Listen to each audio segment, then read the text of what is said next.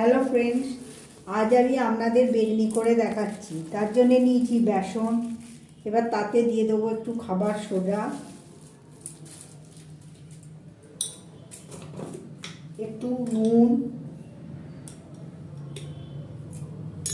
একটু আদা লঙ্কা বাটা,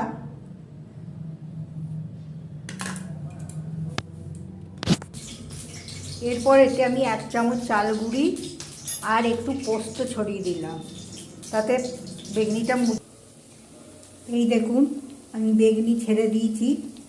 এবার ধনে পাতা ভাজবো বেসনে ডুবিয়ে।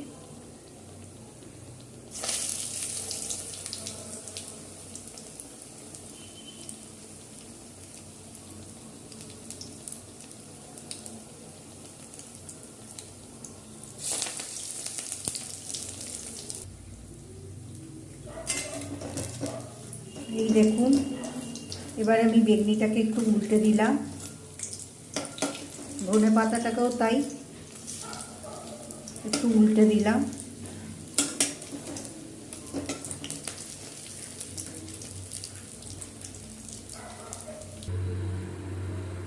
এই দেখুন আমার ধনে পাতার বেগনি আর বেগুনের বেগনি দুটোই রেডি।